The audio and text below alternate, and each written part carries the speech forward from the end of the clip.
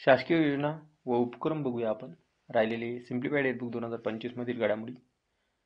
तर बघा, यामध्ये आपण अतिशय महत्त्वपूर्ण योजना आपण आज डिटेलमध्ये कव्हर करणार आहे.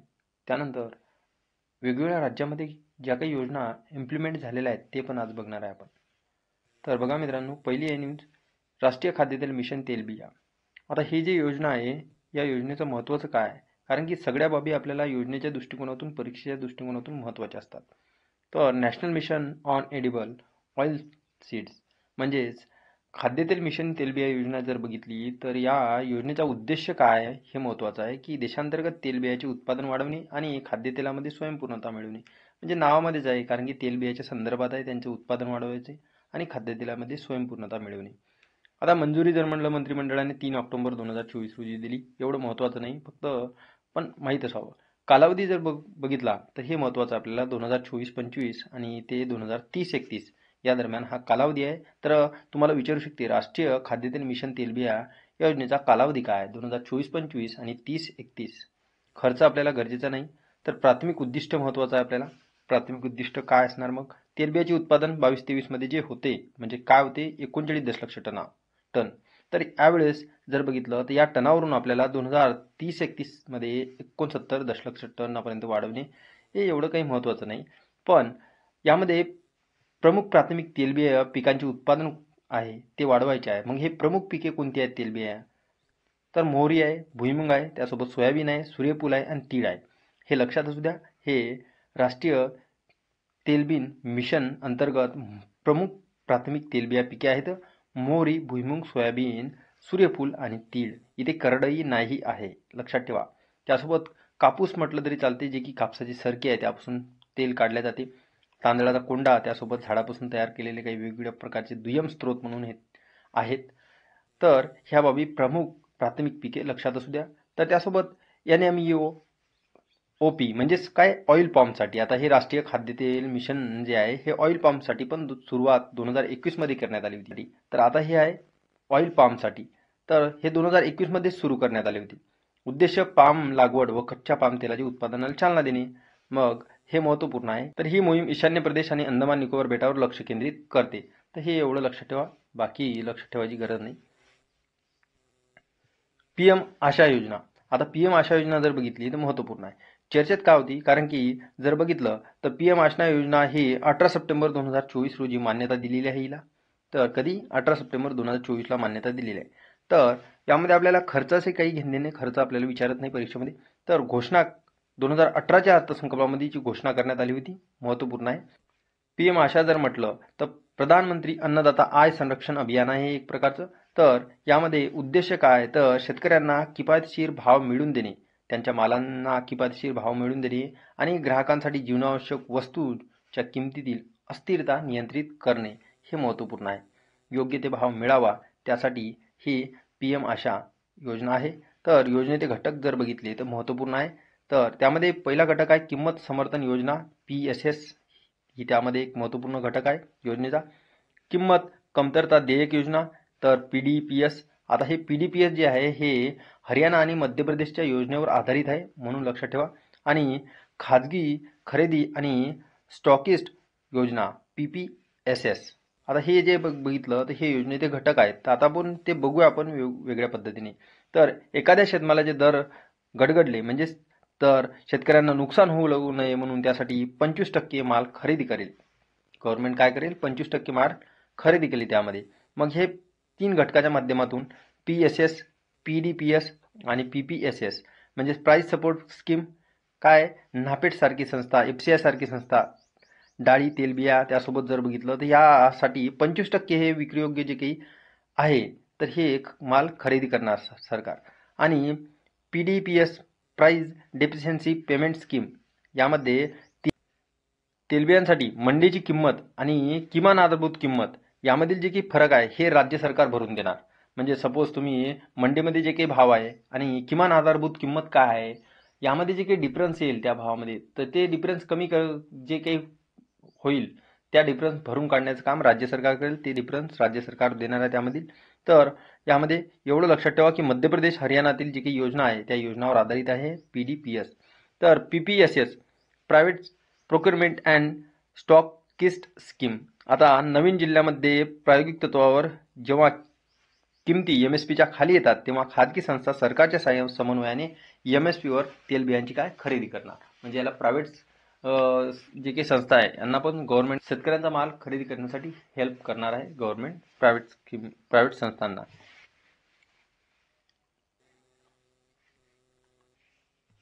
मुख्यमंत्री माझी लाडकी बहीण योजना ही खूपच चर्चेची योजना आहे, महत्त्वपूर्ण आहे. तर लाडली बहीण योजनेच्या धर्तीवरच मुख्यमंत्री माझी लाडकी बहीण योजना सुरू करण्यात आली. 28 जून 2024 रोजी हिला मंजुरी मिळाली. उद्देश काय असणार मग? महिलांच्या आर्थिक स्वातंत्र्यासाठी, त्यांचे आरोग्य, पोषण आणि यासोबत जर बघितलं कुटुंबातील त्यांची निर्णायक भूमिका मजबूत करण्यासाठी ही योजनेचा उद्देश आहे. तर औपचारिक सुरुवात जर बघितली तर 17 ऑगस्ट 2024 रोजी. कुठून झालेली आहे मग? तर पुणेवरून झालेली आहे. लक्षात ठेवा या योजनेची सुरुवात. आणि आर्थिक लाभ जर बघितलं तर जवळपास आपण दरमहा 1500 रुपये त्यांच्या खात्यामध्ये सरळ थेट लाभार्थ्यांना मिळतील. लाभार्थी महाराष्ट्र राज्यातील 21 ते 65 या वर्ष वयोगटातील असावी. विवाहित असो, विधवा असो, घटस्फोटित असो, त्यासोबत परित्यक्ता असो आणि निराधार महिला असो, तसेच कुटुंबातील केवळ एक अविवाहित महिला असो, यांना ह्या पद्धतीने या योजनेचा लाभ मिळणार. आणि संबंधित विभाग जर बघितलं तर महिला विकास विभाग असणारच. आता योजनेचे उद्दिष्ट जर बघितलं, आता राज्यातील महिला व मुलींना पुरेशी सोयीसुविधा उपलब्ध करून रोजगार निर्मितीस चालना देणे, राज्यातील महिला व मुलींचे आर्थिक, सामाजिक आणि पुनर्वसन करणे हेच असणार. महिलांना स्वावलंबी आत्मनिर्भर करणे, त्यासोबत महिलांना व मुलींना सशक्तीकरण चालना देणे, महिला आणि त्यांच्यावर अवलंबून असलेल्या मुलांच्या आरोग्य, पोषण स्थितीत सुधारणा करणे. हे उद्दिष्ट तर एवढं काही हे नाही, हे सर्व माहितीच असणार. तर योजनेसाठी पात्रता काय असणार? मग महाराष्ट्र राज्याची काय असणार? महाराष्ट्र राज्याचे रहिवासी असणे आवश्यक आहे. विवाहित, विधवा असो, घटस्फोटित असो, त्यासोबत निराधार असो आणि किमान वयाची 21 वर्ष पूर्ण झालेली असावी आणि कमाल वयाची 65 वर्ष पूर्ण होईपर्यंत. म्हणजे 65 वर्षाच्या नंतर नाही, तर 21 वर्षाच्या आधी नाही मिळणार लाभ. तर लाभार्थ्यांचे स्वतःचे आधार कार्ड, त्यासोबत आधार कार्डला बँक खाते लिंक असायला पाहिजे आणि लाभार्थी कुटुंबाचे वार्षिक उत्पन्न 2.5 लाख रुपयापेक्षा जास्त नसावे. 2.5 लाख रुपयापेक्षा जास्त नसावे वार्षिक उत्पन्न, त्यासाठी त्यांना लाभ मिळणार. आता महिलांसाठी आर्थिक सहाय्य योजना इतर राज्यांनी पण काही लागू केल्या होत्या, हे महत्त्वपूर्ण आहे. तर कोणत्या राज्याची महिलांसाठी कोणती आर्थिक सहाय्य योजना आहे ते बघणं आवश्यक आहे आपल्याला. तर मुख्यमंत्री लाडकी बहीण योजना महाराष्ट्राने 1500 रुपये महिना. मुख्यमंत्री लाडली बहीण योजना हे मध्य प्रदेशची आहे. या योजनेच्या धर्तीवरच आपण लाडकी बहीण योजना आणली. तर या मध्य प्रदेशमध्ये 1000 रुपये पर महिना दिला जातो. तर मुख्यमंत्री महिला सन्मान योजना हे दिल्ली सरकारने आणलेली आहे, तर 1000 रुपये पर मंथ. आणि कैलेंगार मगलीर उरिमाई थित्तम काय नाव आहे, तामिळनाडू सरकारची आहे, लक्षात असू द्या. जगन्ना अमाओडी योजना आंध्र प्रदेशची आहे, 15,000 रुपये वार्षिक हे इथे दिले जाते. तर ओरुनोडोई योजना आसामची आहे, 830 रुपये महिना दिला जातो. इंदिरा गांधी प्यारी बहन सुख सन्मान निधी योजना तर हिमाचल प्रदेशची आहे, लक्षात ठेवा. तर गृहलक्ष्मी जर बघितली तर हे कर्नाटक राज्याचे आहे, 2000 रुपये पर मंथ दिले जाते. इतर जर बघितलं आपण तर महालक्ष्मी योजना तेलंगणा सरकारची आहे, 2,500 रुपये पर महिना दिला जातो तिथे. लक्ष्मी भंडार योजना पश्चिम बंगालची आहे, 500 रुपये पर महिना दिला जातो. आणि सुभद्रा योजना ओडिशा सरकारची 10,000 रुपये पर वर्ष. आता यामध्ये प्रश्न आयोग काय सेट करणार? कारण की मुख्यमंत्री माझी लाडकी बहीण योजना हे आपण लाडली बहीण योजना मध्य प्रदेशच्या या योजनेच्या धर्तीवर तर आणली, पण यामध्ये तुम्हाला आता चर्चेची बाब असल्यामुळे ह्या योजना एक साईड दिला आपल्याला आणि राज्य त्यांच्या जोड्या लावण्यामध्ये प्रश्न येऊ शकतो करंट अफेअरमध्ये. तर थोडंफार लॉजिक लावण्याचा प्रयत्न करा, तर अशा पद्धतीचा प्रश्न येणारच. एकीकृत पेन्शन योजनेला मंजुरी मिळालेली आहे. आता हे कशासाठी होती? तर केंद्रीय कर्मचाऱ्यांसाठी एकीकृत पेन्शन योजना आहे, हिला मंजुरी मिळालेली आहे. महाराष्ट्र सरकारने मंजुरी दिलेली आहे. आता महाराष्ट्र हे UPS लागू करणारे पहिले राज्य ठरले आहे. तर ही योजनेची शिफारस कोणी केली होती? तर TV सोमनाथ समिती यांनी शिफारस केली होती. महत्त्वपूर्ण आहे. तर हिची अंमलबजावणी लक्षात ठेवा, 1 एप्रिल 2025 पासून अंमलबजावणी होणार. तर हे UPS लागू करणारे पहिलेच राज्य आहे. तर हे केंद्रीय कर्मचाऱ्यांसाठी असायची ही योजना. आता हे महाराष्ट्र राज्य सरकार पण कर्मचाऱ्यांसाठी लागू करणार. तर UPS योजनेचे वैशिष्ट्य काय?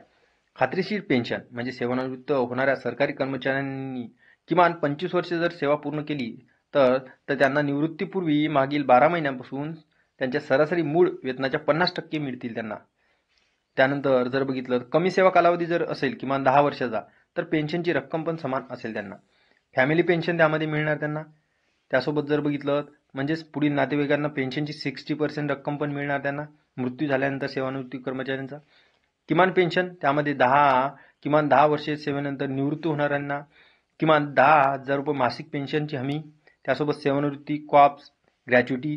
त्यानंतर महागाई निर्देशांक या बाबतीत कौटुंबिक निवृत्ती वेतन योजनेत अशोषित पेन्शन किमान निवृत्ती वेतन ह्या सर्व बाबीचा लाभ घेण्यासाठी निवृत्ती वेतन संबंधी तर ही योजना सेवानिवृत्त कर्मचाऱ्यांसाठी लागू केलेली आहे महाराष्ट्राने आता आणि त्याची अंमलबजावणी 1 एप्रिल 2025 पासून.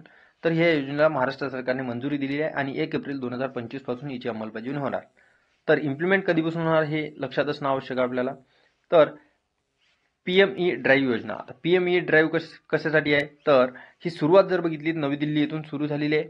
कालावधी 1 ऑक्टोबर 2024 ते 31 मार्च 2026 हा कालावधी आहे.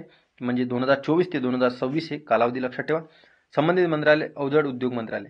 आता पीएमई ड्राईव्ह म्हणजेच काय तर PM electric drive revolution in innovative vehicle enhancement म्हणजेच इलेक्ट्रिक वाहनाला चालना देण्यासाठी हे योजनेचे उद्दिष्ट असणार. बघा स्वच्छ आणि अधिक शाश्वत वाहतुकीला प्रोत्साहन देण्यासाठी इलेक्ट्रिक वाहने घेण्यास गती देणे देशभरात आवश्यक चार्जिंग पायाभूत सुविधा स्थापित करणे हे या योजनेचे उद्दिष्ट आहे.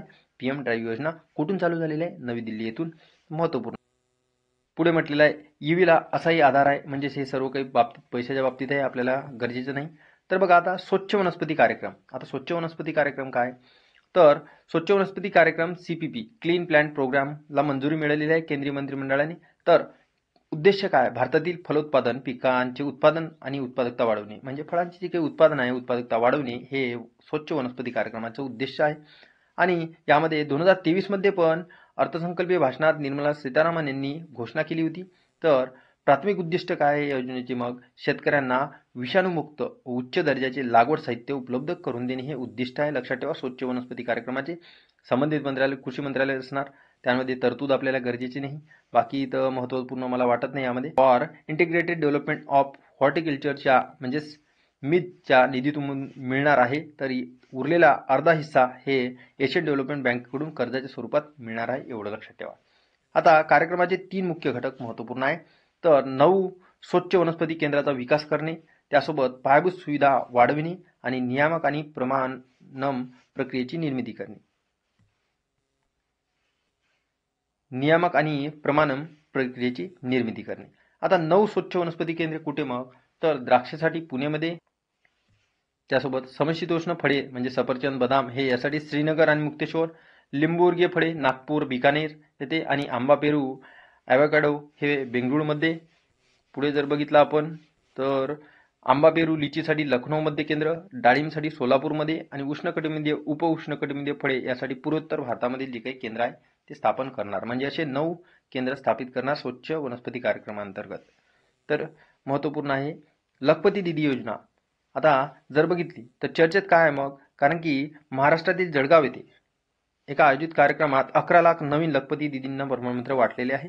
तर ही योजना काय आहे मग तर सुरुवात 2023 मध्ये झाली. या योजनेची महत्त्वपूर्ण आहे.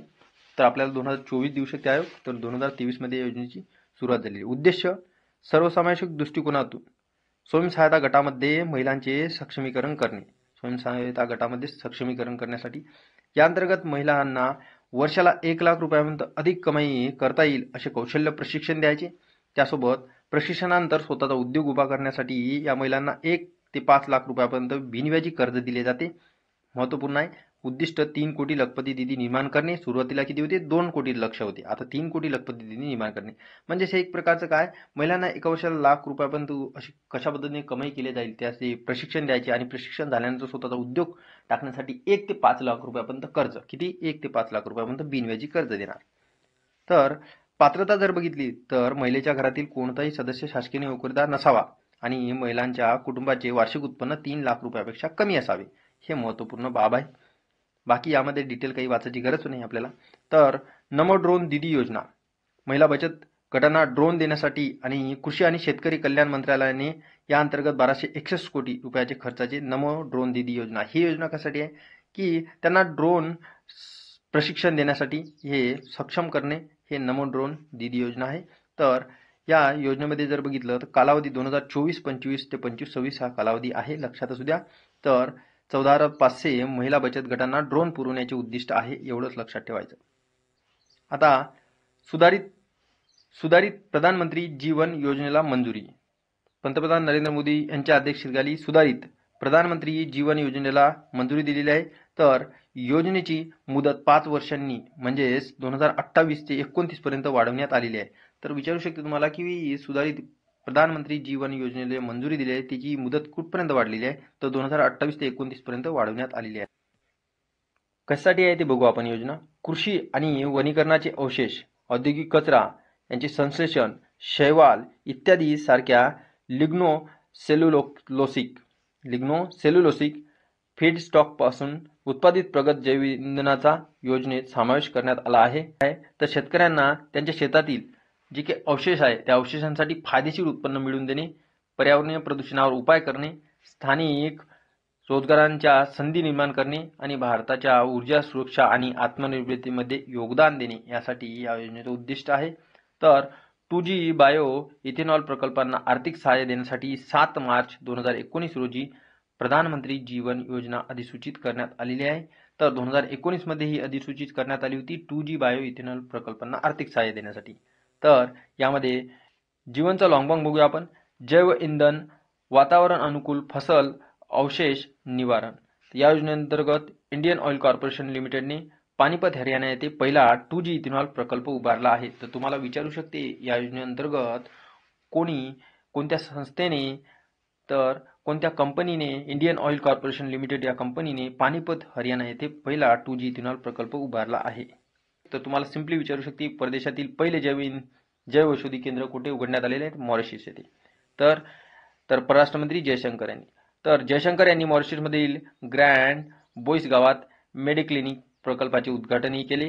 तर भारताद्वारे अर्थसहाय्यित हा प्रकल्प परिसरातील राहणारे अंदाजे 16,000 लोकांना दुय्यम आरोग्य सेवा प्रदान करेल.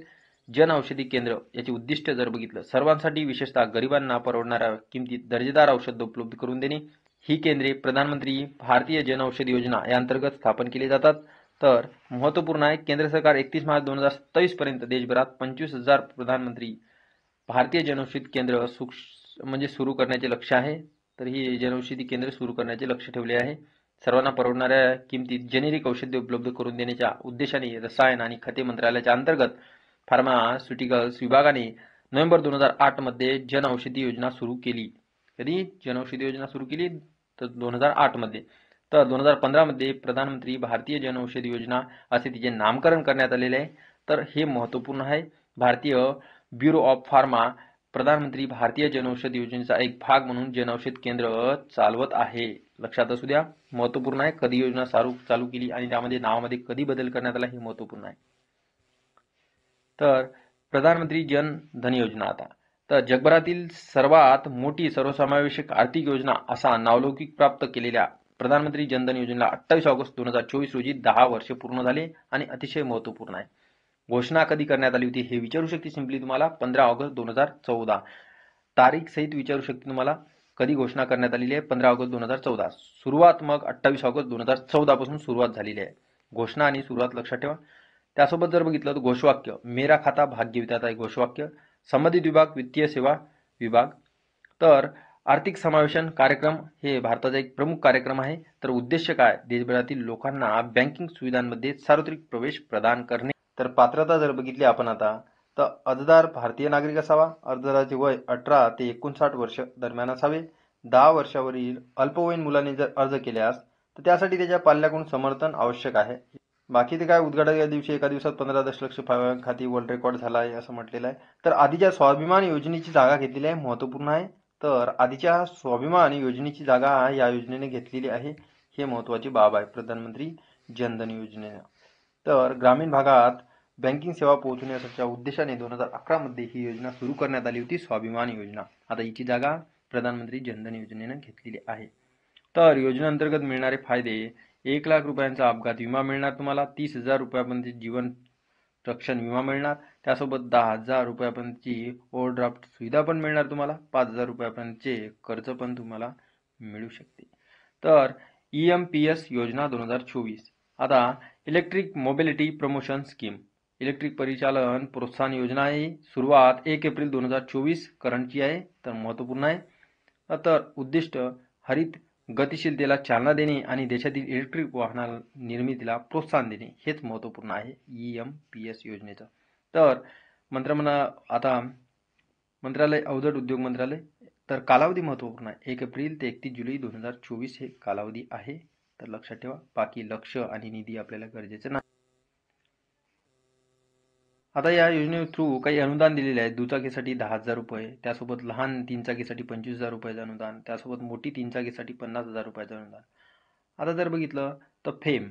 आता फेम काय? Faster adoption and manufacturing hybrid electric vehicle. आता जर बघितलं इलेक्ट्रिक हायब्रिड वाहनांना प्रोत्साहन देण्यासाठी ही सुरुवात करण्यात आलेली आहे फेम योजनेची. तर फेम योजनेमध्ये 1 एप्रिल 2015 ते 31 मार्च 2019 हे कालावधी होता फेम योजनेचा. तर यामध्ये दुसरा टप्पा आता तुम्हाला 1 एप्रिल 2019 ते 31 मार्च 2024 हा दुसरा टप्पा आहे फेम योजनेचा, लक्षात असू द्या.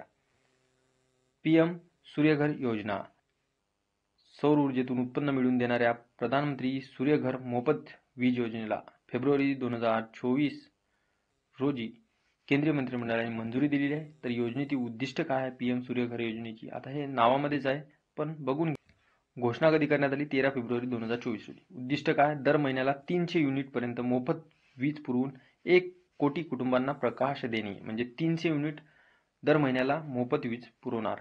तर यामध्ये केंद्रीय आर्थिक सहाय्य सबसिडी जवळपास 1 किलोवॅट सिस्टीम 30,000 रुपये. तर हे मला काही एवढं महत्त्वपूर्ण वाटत नाही. फक्त योजनेचे फायदे बघा आपल्याला काय. घरगुती वीज बिल वाचवता येणार, अतिरिक्त वीज विकून अतिरिक्त उत्पन्न, त्यासोबत रहिवासी क्षेत्रात 30 गिगावॅट सौर क्षमतेची वाढ होणार, 720 दशलक्ष टन कार्बन डायऑक्साईड उत्सर्जनात घट होणार आणि सुमारे 17 लाख थेट रोजगार निर्मिती होणार. तर अशा पद्धतीने रोजगार निर्मिती होतच आहे. भरपूर साऱ्या योजना आहेत, कारण की बेरोजगारी तर खूपच कमी आहे भारतामध्ये. तर प्रधानमंत्री सूर्योदय योजना, तर 22 जानेवारी 2024 नरेंद्र मोदी यांनी योजनेची घोषणा केलेली आहे.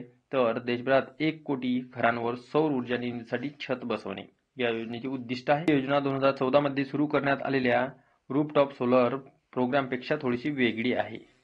तर यामध्ये काय मग सूर्योदय योजना आणि सूर्यघर योजना यामध्ये जर बघितलं तर घोषणा सूर्योदय योजनेची 22 जानेवारी 2024 मध्ये झाली आणि सूर्यघर योजनेची 13 फेब्रुवारी 2024 मध्ये. हे 2024 मध्ये लक्षात ठेवणं आवश्यक आहे सूर्योदय योजना आणि सूर्यघर योजनेमध्ये. तर सूर्योदय योजनेमध्ये लक्ष काय आहे? तर सौर पॅनल बसवणे आणि सूर्यघर योजना काय आहे? घरी मोफत वीज देणे. तर यामध्ये सबसिडी 60% सूर्योदय योजनामध्ये आणि इकडे जवळपास सूर्यघर योजनामध्ये 30,000 पर किलोवॅट जर बघितलं तर हे तुम्हाला सबसिडी यावर मिळणार. तर सूर्यघर योजना सूर्योदय योजना यामध्ये डिफरन्स माहीत असणं आवश्यक आहे. आता मॉडेल सोलर व्हिलेज.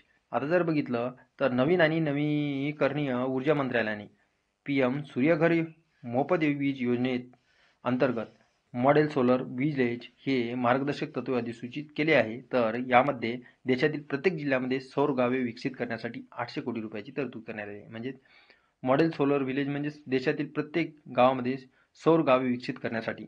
तर प्रत्येक जिल्ह्यामध्ये निवडलेल्या प्रत्येक गावाला सौर ऊर्जा पायाभूत सुविधांना चालना देण्यासाठी 1 कोटी रुपये मिळणार.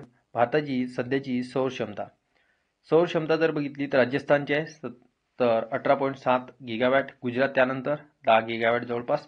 त्यानंतर रूफटॉप सौर क्षमतेमध्ये गुजरात 1 नंबरला आणि महाराष्ट्र 2 नंबरला आहे. बाकी देशातील सध्याची अक्षय ऊर्जा क्षमतेच्या सौर ऊर्जेचा मोठा वाटा आहे, जवळपास सुमारे 180 गिगावॅट आहे. तर आपण अक्षय ऊर्जेच्या क्षमतेमध्ये सौर ऊर्जेचा खूप मोठा वाटा आहे देशामध्ये. तर जवळपास भारतात सौर ऊर्जा स्थापित क्षमता जर बघितली 2023 पर्यंत तर 73.31 गिगावॅट. तर यामध्ये रूफटॉप पण आहे 11 गिगावॅट या पद्धतीने. तर आता संक्षिप्त योजना उपक्रम आहे. आता हे तर आपण बघणारच आहे. याआधी आपण कोणत्या राज्यांनी कोणत्या योजना लागू केल्या ते आपल्याला बघणं आवश्यक आहे.